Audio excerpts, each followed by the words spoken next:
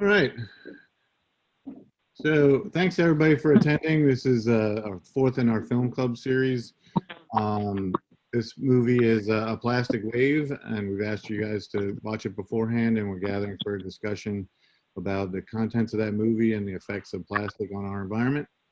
I'd like to do a little housekeeping first. In case you're not familiar with everything that we do at Save the Sound, we are basically a nonprofit organization, and we lead the environmental action within your region, and we fight more things than just plastic pollution. We fight climate change, we save endangered lands, we protect the sound and its rivers, and we work with nature to restore the ecosystems.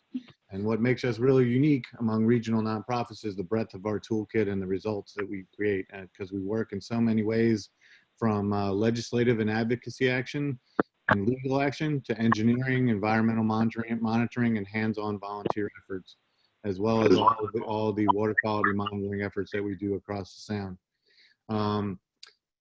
We are in a unique situation this year, where we're not able to hold a lot of live events and different things like that. So if you want to help support our efforts through donation, just go to savethesound.org/donate, and we'd appreciate your support.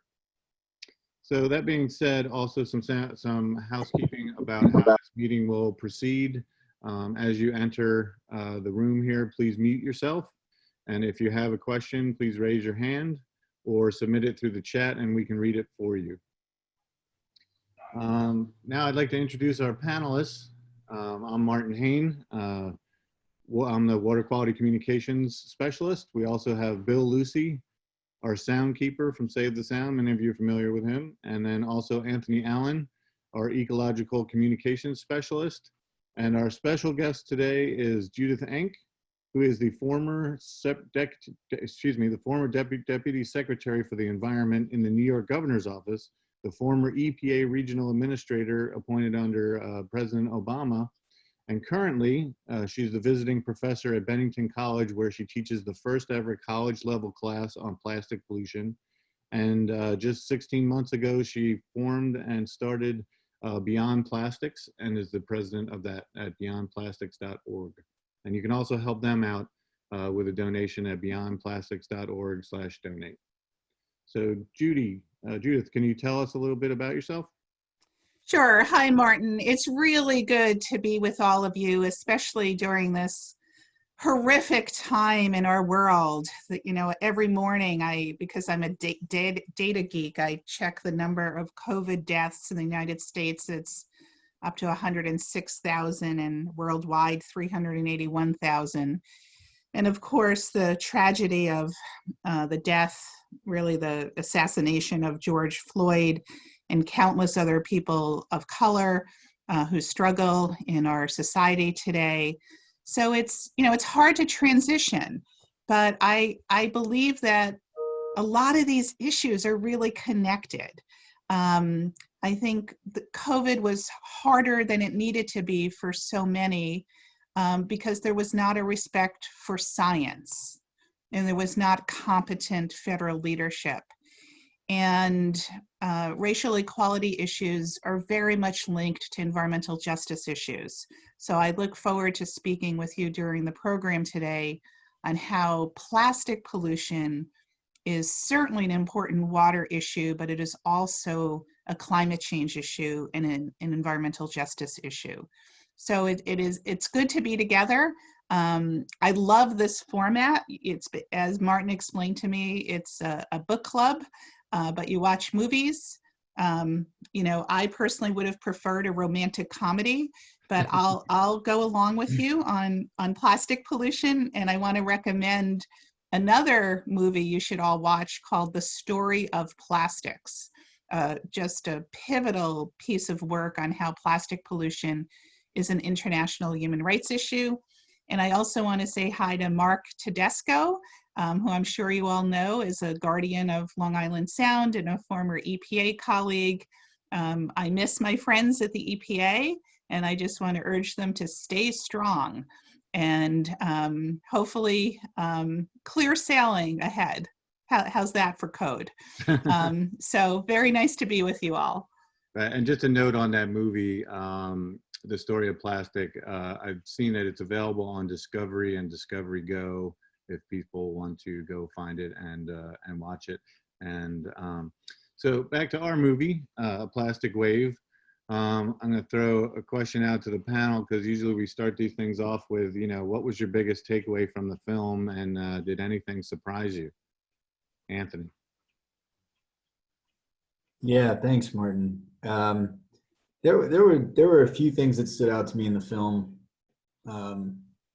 Particularly, I think the piece of the film that was done in India, to me, raised several of the points that Judith was just talking about. This is not just, plastics are not just an environmental issue, they're also an economic issue. And the solutions that we're seeking are systemic, really. There's actions that we can all take, and I think we'll hopefully get into that. There's actions that we can take in our individual lives and should take related to reduction of plastics, use of plastics, and also the end of life of plastics and what that looks like. But in a broader sense, there's a lot of systemic economic issues wrapped up in this that also relate a lot to environmental and economic justice. So the piece of the film in India really stood out to me. Just the different perspectives that were presented during that part of the film.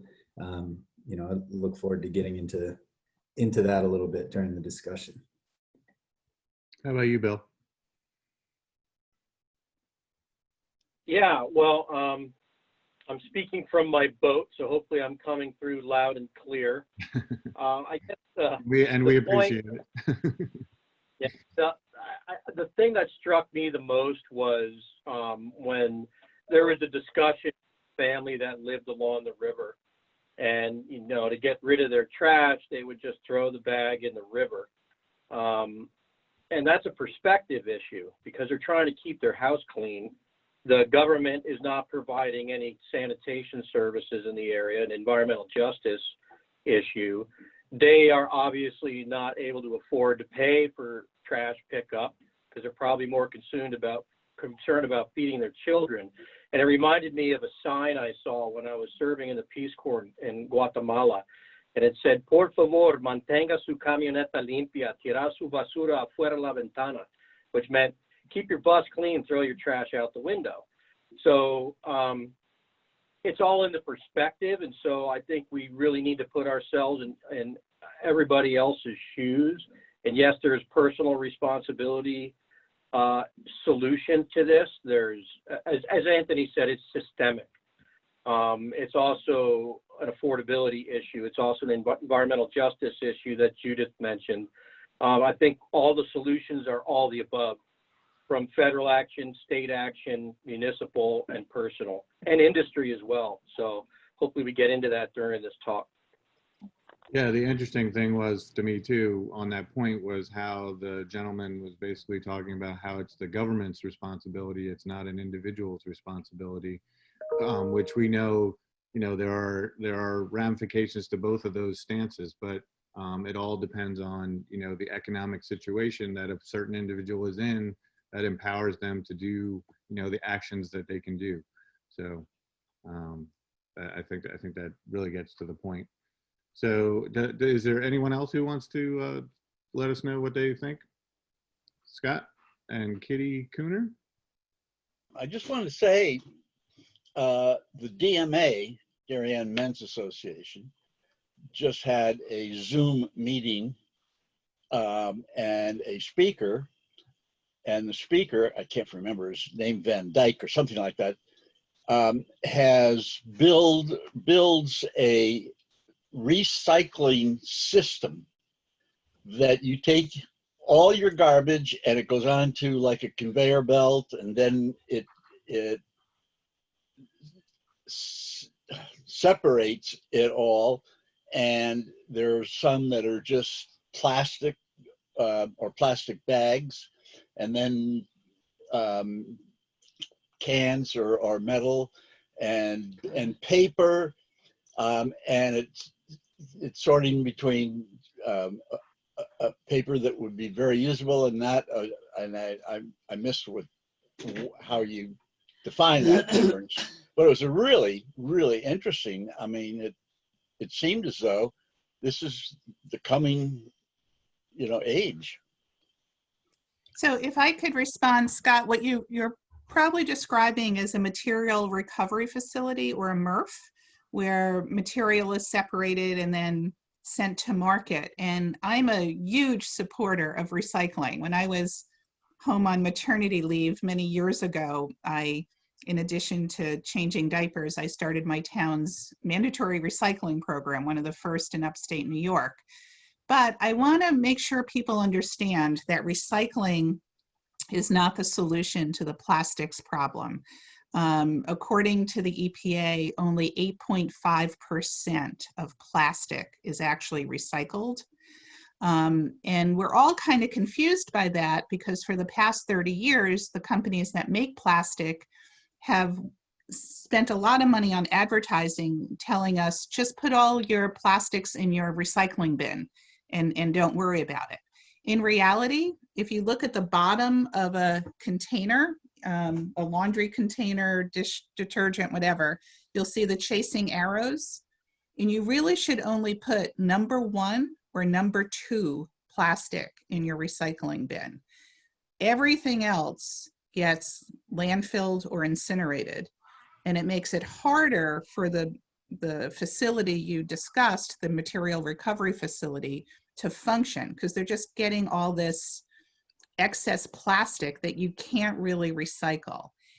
Now, some waste brokers will take that, and that's what's shipped to other countries.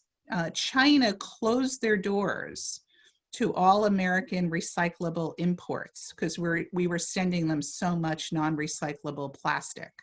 So what happened is then it was sent to Vietnam, to Thailand, to the Philippines.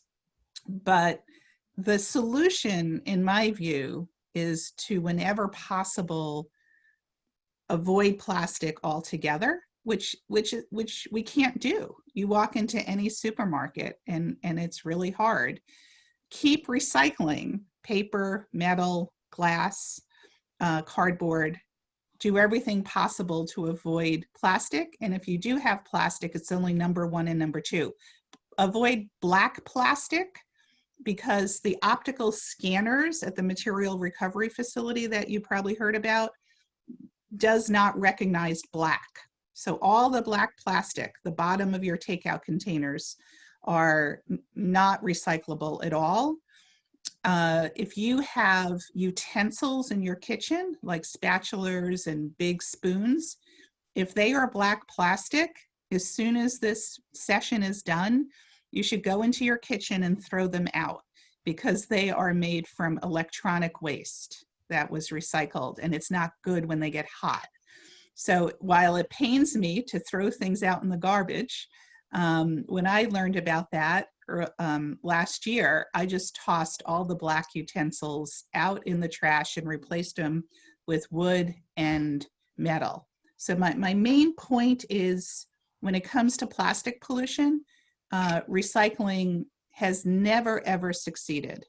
And I really think the 8.5%, unfortunately, is an inflation. It's probably lower than that.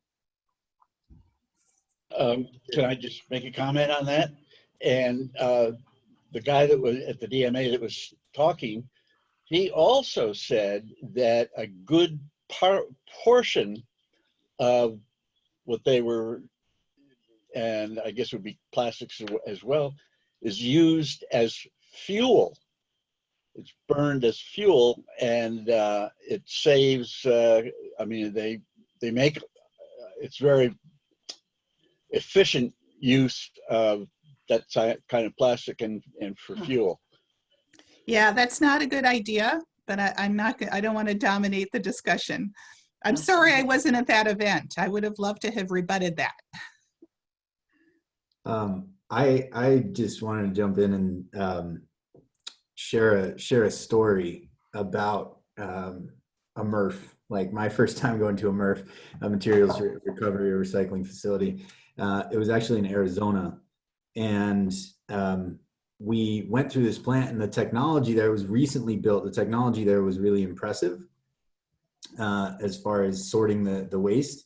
And yes, really quickly, Allison just asked a question in chat. Everyone is welcome to do that. Please feel free to put your questions in chat, or you can go to the participants. If you click participants, then there's an option to raise your hand, and you can do that too. Martin will see you. So we went to this materials recovery facility, and we went inside and saw how the whole process worked. And then we got back on a bus and we drove around the back side of the facility. And there was 2 levels to it, right? So when we came around the back, we were now at the lower level, and it was open to the air. And just saw there was like a hole in the floor from the top level down to the bottom level. And there was just this cascade, this nonstop cascade of trash coming down through that hole. And so we asked, what is that? What's going on there? And they said, well, Americans tend to be very optimistic recyclers. And so all of that you see right there can't be recycled. And so we now have to collect all that and truck it 40 miles to a landfill to be landfilled or incinerated. So the education that Judith is giving us and sort of that we can find elsewhere about what is and is not recyclable is really important. And just to reiterate something else Judith said, recycling is the last resort, right? We have, Martin, I know one of the things you wanted to touch on was like the 4 R's that were presented in the film rather than the ones that we have been maybe taught since childhood.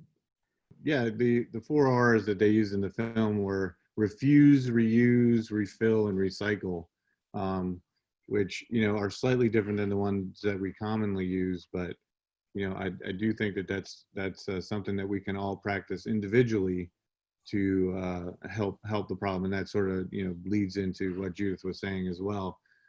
We have a question from Allison Zyla on the chat. She asked, why can't the U.S. set up recycling facilities instead of sending it out to other countries?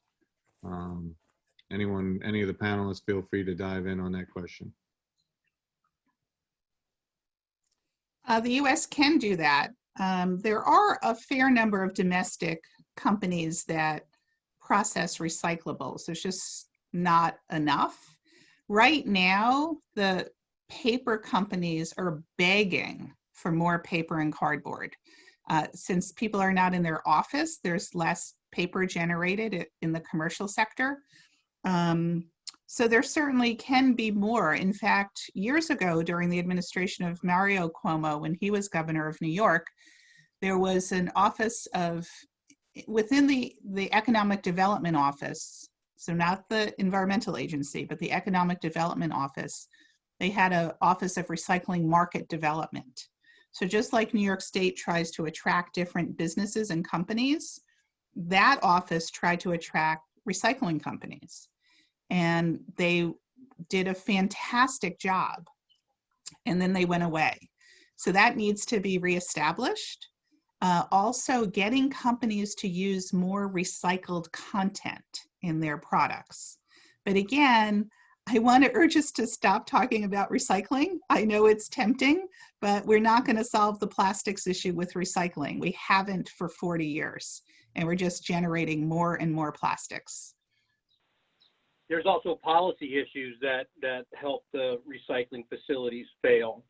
For example, right now there's been an ongoing effort to try and modernize the bottle bill in Connecticut, and every year there's pushback and political maneuvering because it's still the same when it was passed. It's a nickel for a can, and there's lots of things that aren't, like the little nip bottles. There's a lot of different products that could be put under the deposit law that aren't.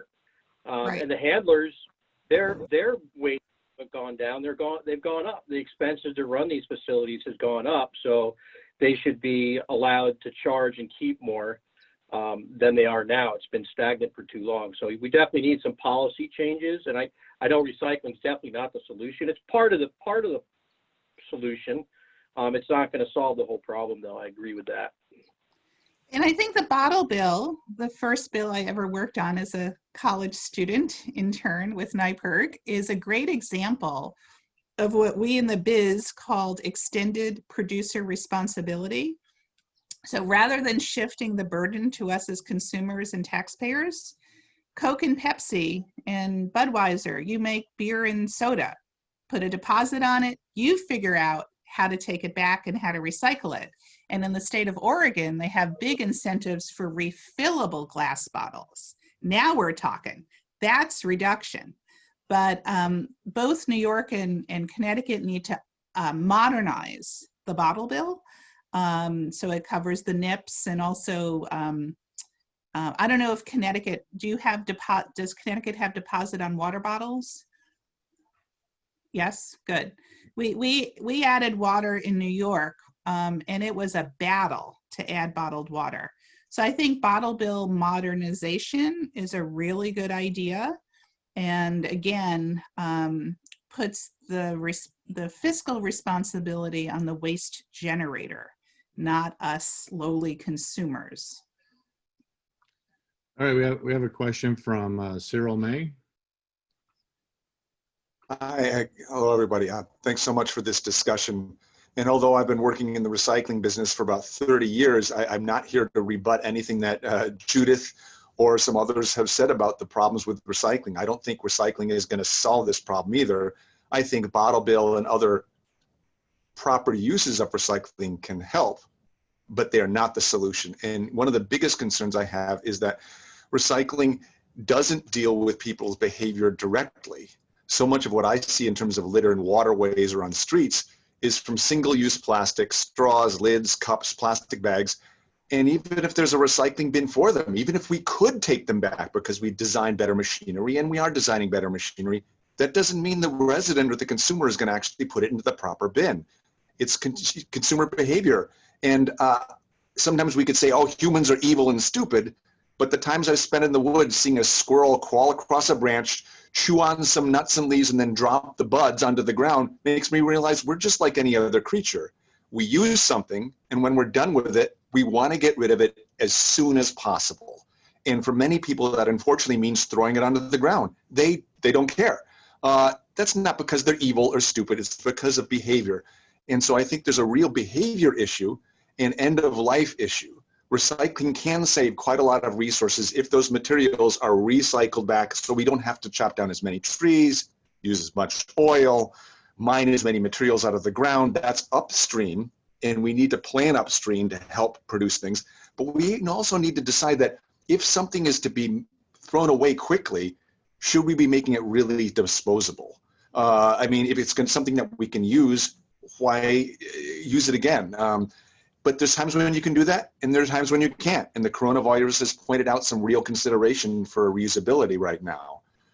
You have to think very differently if you're going to be doing reusability during a coronavirus than single use during a coronavirus.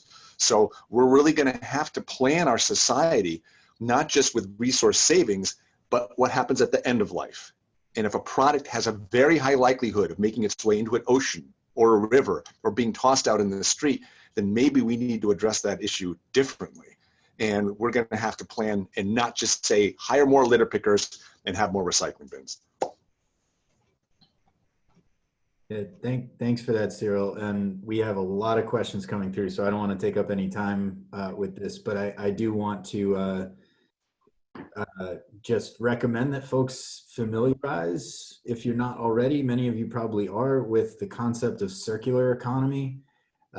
So this is the concept of saying, instead of a linear economy, which is what we currently have for the most part, where we extract resources from the environment, we make stuff out of it, we use that stuff, and then we throw it away, right? It's just linear. To converting that to circular in a lot of different ways, including remanufacturing and just different materials used that can be either, so that a product can be completely returned to either the biosphere or the technosphere safely and reused again and again and again. So material science has a lot to do with that as well. Martin, Thanks, do you Thanks. think we could get to climate change and microplastics before we run out of time? I think hopefully we will. Yep. We have a question actually from our director of the water quality team, Tracy Brown. I'm going to unmute you now, Tracy. Can you guys hear me? Yep. Okay. Hi, Judith. Thank you so much for joining us today. I did want to hear a little more about the setbacks that we're facing with banning single-use plastics in the face of COVID and what we can do. But happy to also link that to a climate question and, you know, whatever you think are the priorities that we should be focusing on in this massive endeavor to reduce plastics. Thank you. Yeah, so let's just get climate out of the way before I lose my mind. Is that okay? Because we Perfectly okay. and I may still lose my mind. So historically, plastic was made from oil and chemicals. It's now made from chemicals and ethane, a byproduct of hydrofracking. So if you go to a hydrofracking well pad, you will see a big pipe where ethane is vented into the atmosphere. That's terrible. It's a potent greenhouse gas. What is happening in a small number of states, but significant, Ohio, Pennsylvania, West Virginia, Louisiana, and Texas, is that these hydrofracking pads, pipelines are being built, and the ethane is being brought to what's called an ethane cracker facility. Raise your hand if you've ever heard of an ethane cracker. No one has, but you should know that there are multi-billion-dollar investments being made by little mom and pop companies like Shell and ExxonMobil, and they recognize that we're all doing a good job on energy efficiency and renewable energy sources and cleaner transportation options. And so the new market for fossil fuels is plastic production. So what happens is the ethane travels by pipeline to an ethane cracker where it's heated at very high temperature. It's cracked. That's why it has this odd name of ethane cracker. And that becomes the main ingredient for what? Single-use plastic packaging, plastic bags, food packaging, bottles, straws, etc. There are dozens of these facilities proposed in the United States, and they emit large quantities of air toxics, particularly benzene. They also emit a phenomenal amount of carbon. These are super carbon emitters. And so if all of the ethane crackers are built within the next 10 years, that is expected, it will be the equivalent of bringing online 395 new 500 megawatt coal-fired power plants. 395 new 500 megawatt coal power plants. It's taking us 50 years to shut down existing coal-fired power plants. So this is an issue to keep your eye on. This is very much an environmental justice issue because these facilities are always located in low-income communities and communities of color. The facility that's furthest along is Monica, Pennsylvania. But I also strongly urge you to look at Formosa Chemical in Louisiana. The Center for Biological Diversity has a lot of good information on their website. That is a very low-income part of Louisiana that has some of the highest COVID rates in the nation. There's a 14-building complex proposed by Formosa to use fracked gas to make single-use plastics. So we can't solve the climate change issue these days without addressing plastic pollution. I think that's the most important thing I want to leave with you. And on Tracy's point, yes, we are really struggling with COVID because the plastics industry didn't lose a beat in exploiting the crisis. I want to tell you there is no scientific data linking reusable shopping bags to COVID. In fact, there's a New England Journal of Medicine letter that says COVID lasts for 3 days on plastic surfaces and 1 day on cardboard surfaces. The CDC has made it really clear our main COVID risk, and I am a COVID hawk. I've barely been out of my house since early March, like many of you, but the real risk is aerosol and person-to-person contact, not surfaces. Yet you have stores not letting people bring reusable bags in. New York State has delayed the implementation of the plastic bag ban, which was supposed to take effect March 1. So last week, Beyond Plastics drafted a letter to DEC Commissioner Basil Sagos in Albany, urging him to reinstate the plastic bag ban. I was shocked when the DEC response was, most stores in New York have banned plastic bags and are not using them. That is not our experience. So we put a little mini action alert out and said, send us examples of, does your store hand out plastic bags? So we're just polling New York. And in less than a week, we have 100 responses of people telling us specifically the name and address of stores that are handing out plastic bags. We didn't want to clog up the DEC email address, so we put it in one nifty little spreadsheet for them that I'm going to send to them tomorrow. We need to get the plastic bag ban back in operation. In the meantime, if you want to use your own bags and your store won't let you, what we urge is that you leave your bags in your cart, and if you're able, pack the groceries yourself right into the bags in your cart so it doesn't even touch the conveyor belt. But there are much bigger issues. Tracy, for instance, CDC came out with policies on how to reopen restaurants, and they are recommending that even if you're eating in the restaurant, not takeout, that all the dishes and utensils and glasses should be single-use disposable items, which makes no sense because the wait staff are going to have to carry either a reusable plate back or a polystyrene plate back. But that is because the plastics lobbyists have been on overdrive, not since March, but since January, trying to influence policymakers that reusables are unsanitary.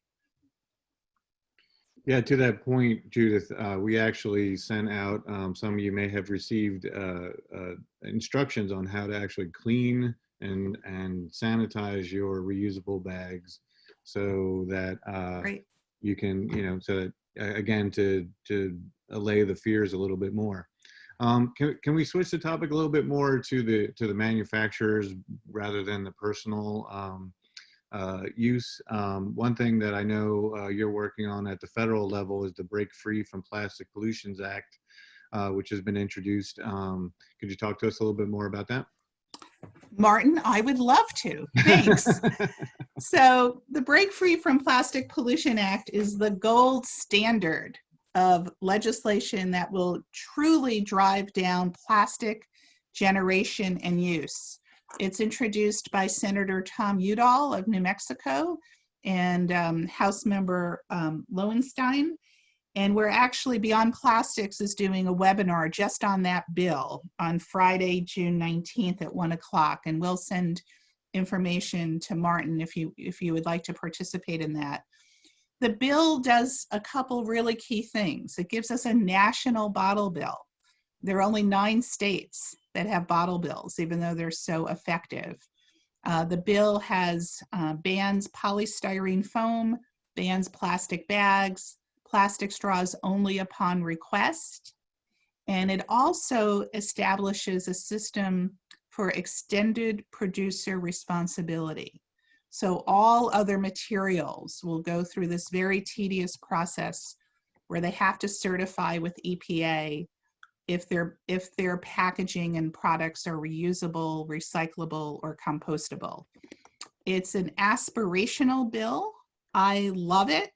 And even if we just pass parts of it at the federal level, it would be helpful.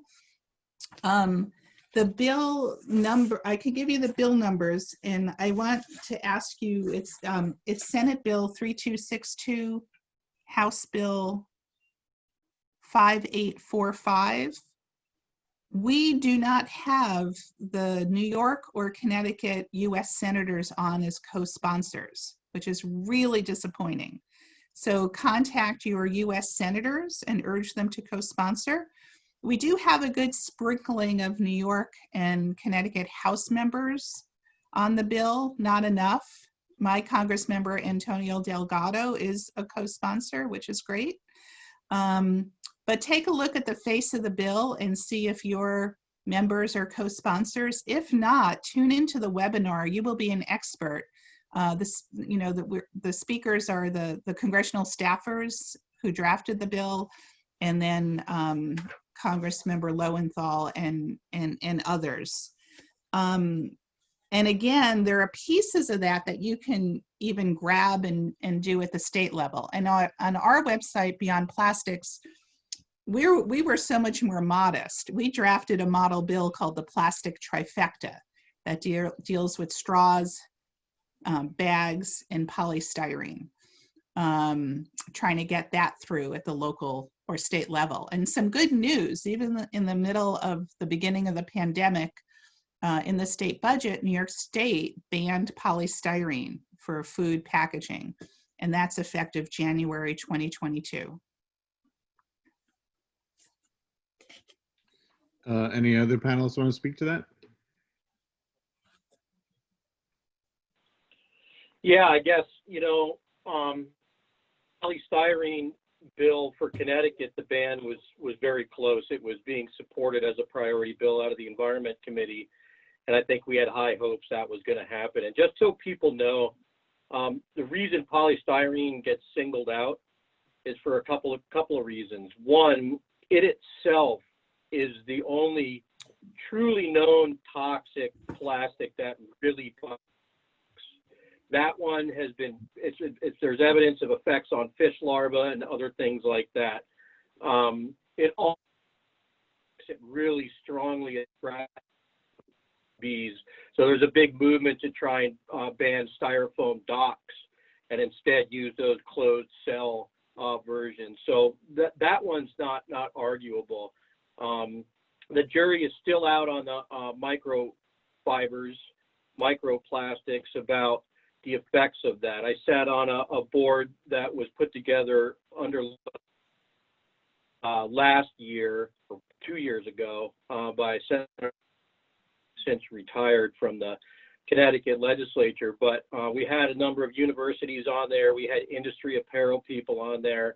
And there was a lot of good discussion. There's a lot of microplastic on it, and I want to hand that back maybe to, because I'm sure she's up on the latest, but it was really interesting to me to the amount that is going, also just a huge level of unknown science.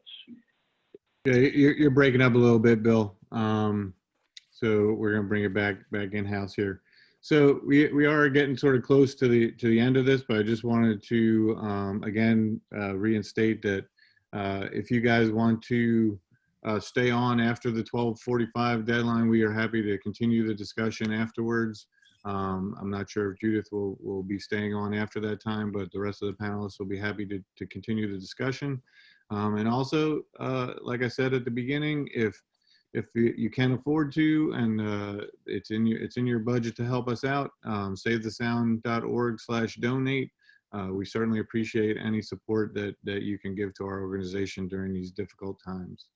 To end up this conversation, I guess, I'd like to go have each panelist sort of give us some good news, basically. Maybe we can end this thing on a positive note. If there's any good things that they've seen happening in this sector. Let's start with you, Anthony. Yeah, I mean, I feel like there's there's a lot of good news. It's just you got to look a little harder for it. Yeah. I think that the circular economy movement is really taking off in ways. The sort of step beyond that is regenerative economics, and that goes even further. Circular is sort of just one element of that, and that framework looks at using the principles of nature to inform the way that we build our economies. And I think that that's been really encouraging to me to be part of that work. I think the other piece of good news I'll go back to, aside from the fact that we're seeing rising engagement in our organization at Save the Sound with our cleanups and just interest in conversations like these. I'll go back to the example I gave of that materials recycling facility. That program out there, it's not just the materials recycling facility, it's actually a recovery facility. It's actually part of a campus that they've created that's called like the Resource Innovation something campus. But using that materials recovery facility, they're measuring what streams of waste are most common and in largest volume coming into that facility. And then they're actually putting out RFPs. And for innovators or entrepreneurs or companies who say, I know how to use that waste that's coming into your facility, they'll like give them land there to build a facility to actually use the streams that are coming there. So people are working on diverting these waste streams and plastics as well. So that's a bit of good news. Great, thanks, Anthony. Judith? Yeah, and I'll stay on because I want to talk a little bit with you about microplastics and health impacts, but following Martin's instructions. Thanks, that's great, thanks.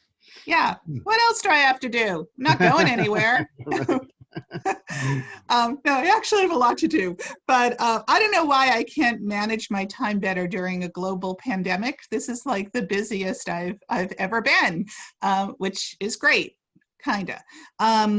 So here's the hopeful news. Half of all plastics ever made were made in the last 15 years.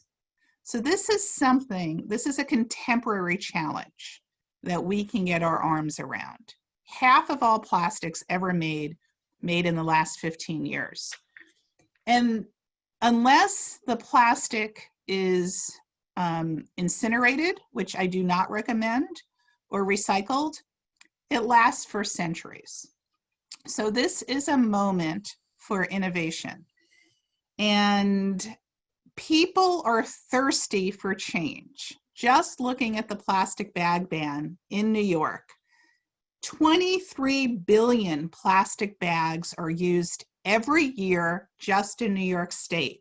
And when March 1st came, before we were very focused on COVID, it was an overnight miracle of the people in stores who started carrying reusable bags.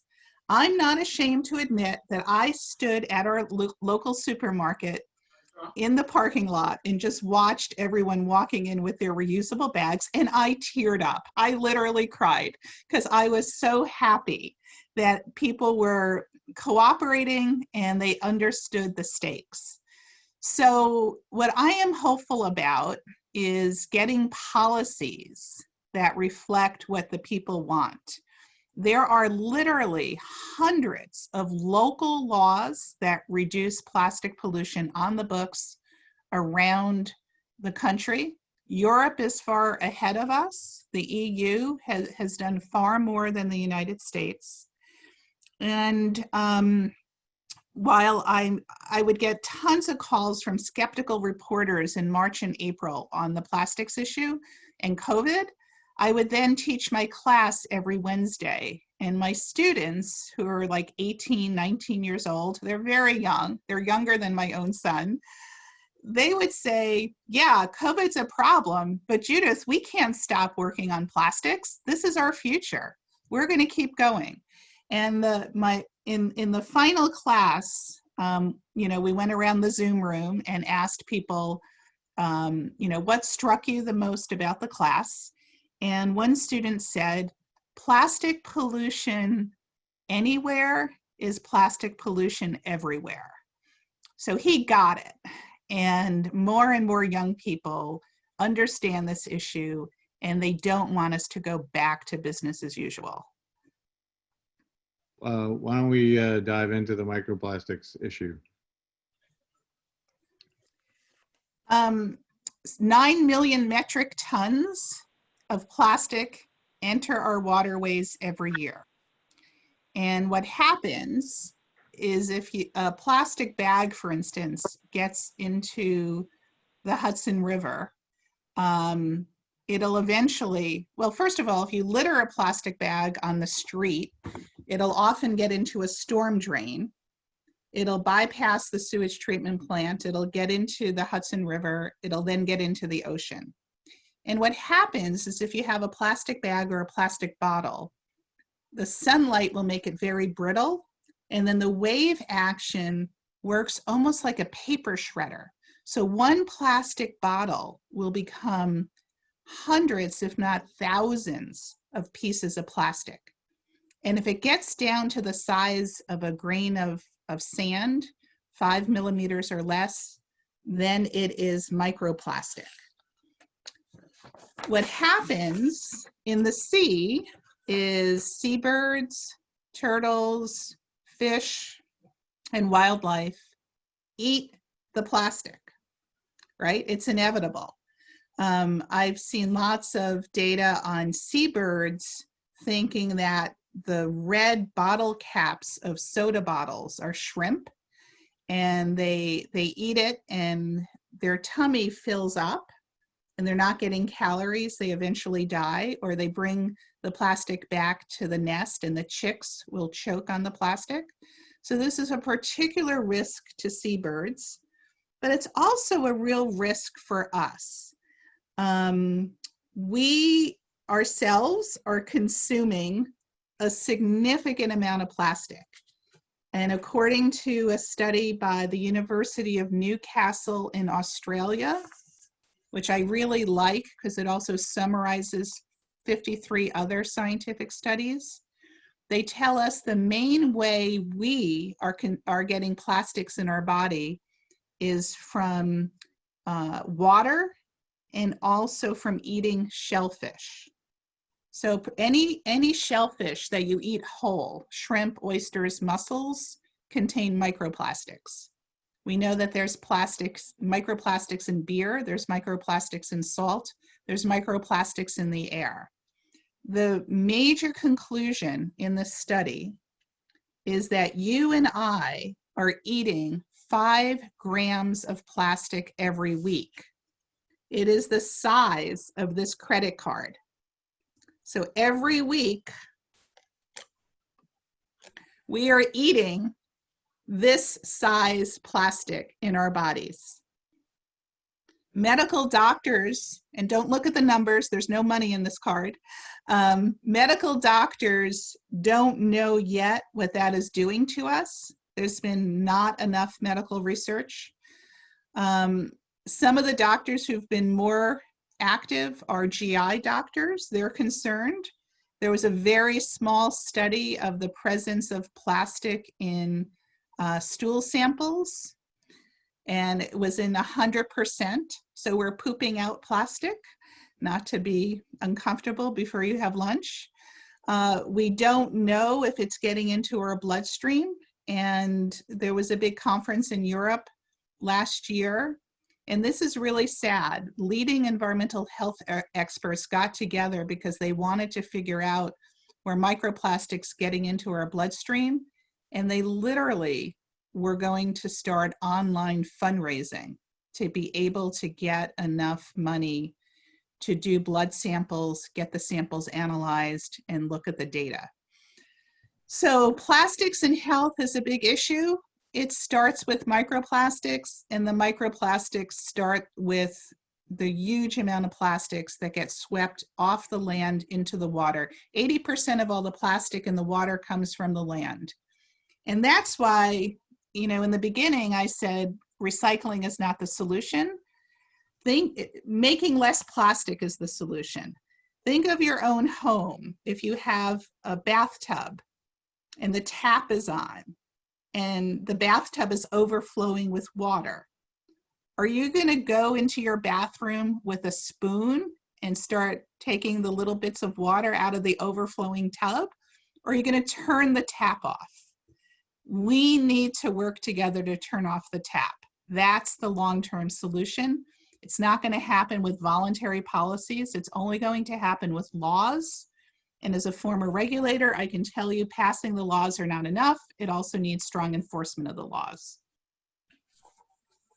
That's great. I think one of the last things we can sort of talk about and to wrap this discussion up, we'll try to wrap it up by 1 o'clock for everyone, since everybody's been spending a lot of time on these Zoom meetings, is about the microplastics are a problem, but those microplastics come from larger pieces of plastic, and that's where, cleanups and all that other kind of stuff sort of comes from. So right now with COVID, a lot of people are afraid to go out and do these cleanups and pickups and stuff like that. So do you have any insight into how we can continue some of these cleanup efforts in the wave of COVID? I don't, and I'm particularly concerned about all the masks and the gloves that are being littered. We're getting reports from all over the region. My sister called me. She was in the parking lot of a big supermarket, which the parking lot was filled with masks. And she witnessed people putting groceries in their car, and then they don't want to bring the mask into their car, and they don't want to walk back a few hundred yards to the garbage can, and they just litter their mask on the ground. But I certainly don't recommend that volunteers go out and pick that all up. I think we've got to get like supermarket managers to make sure that people with proper protective equipment go out and collect all of this before it gets into the water. There was one study out of France already showing large amounts of gloves and masks in the water, where just a section they looked at. Bill, I don't know if you're starting to see that or more. I'm hearing more of this in suburban parking lots and New York City streets. Yeah, and I'd tie that into, one of the messages that we talk a lot about at Save the Sound, which is that, trash travels. When we drop something on the ground, it doesn't stay there right where we dropped it, right? It has a lot of different ways of traveling. And so, whether that's, in an inland community or a coastal community, it can all find its way to the Sound. It can all find its way into our waterways. And then ultimately, as we're finding out, into us and into the things that we eat. So it's all connected. And I will say we are going to be working with a couple other organizations on a virtual cleanup effort, which is basically just a distributed cleanup effort. Go to the places in your community where there's trash, and do a pickup and log your results. We are going to be doing that in June. I don't think it'll have a focus on suburban parking lots, but those are things that we're exploring right now for sure, to figure out how to keep those efforts going, encourage folks to take care of the environment in their communities right now. This morning, it rained last night, and we were going out the harbor, and you can see coffee cups floating in the water. There was a tennis ball in the water. There's also things that you see that are flushed down the toilet because Bridgeport has combined sewer overflow system. So not only do you get all the plastics rain off of the landscape going in the storm drains and then out, you're also getting the stuff from the sewers and all the microplastics from the washing machines and all of that. So every time it rains in these areas that don't have separated sewer systems, like we saw this morning, it's everywhere. Yeah, and you have some of these manufacturers trying to go towards these plant-based plastics and things like that. Are they really any better for us than regular plastics? They're better. I'd like to hear Yep, go ahead. on that one, because we had a big war trying to get through Connecticut last year, and the biggest opponent was compostable plastic. So we're going to put some in lobster pots and see how they do. But Judith, I'd really be interested in your take on that. It's really tricky. When something says it's a compostable plastic, it's usually only compostable in a high temperature commercial composting facility, which most states do not have. And so the risk is it gets also in, people think it's recyclable. It gets into the recycling stream and really contaminates things, as Cyril is shaking his head over. I have been rooting for bio-based plastics to succeed for about 30 years, and so far it hasn't happened. I mean, the nice thing, I mean, I really have. This is how long I've been working on this. My parents named me after St. Jude, the patron saint of lost causes. And you know, the good thing about bio-based plastics is they're not made from petrochemicals. The bad thing about bio-based plastics is they haven't worked yet, and you don't want to screw up the recycling stream, and you don't want to mislead people with labels like compostable. The one success story I urge you to look at is a little company just north of Albany called Ecological Design. And Bill, you really want to look at them because they make alternatives to polystyrene from agricultural waste. And one thing that they've been trying to perfect for many years now is buoys in the water. Instead of being made from polystyrene, make it from this agricultural waste material. And that stuff truly is compostable, even in your backyard composting bin. So it's a rare breakthrough, Ecological Design. They have a good website.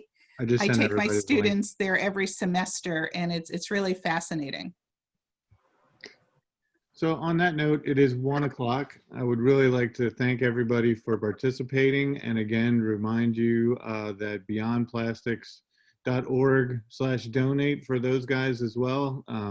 If you'd like to support them, and of course, if you'd like to support us at savethesound.org/donate. Appreciate everybody being here. We had a great panel. Thanks so much, Judith, Anthony, Bill, and I guess we'll see you at the next film club. Thanks.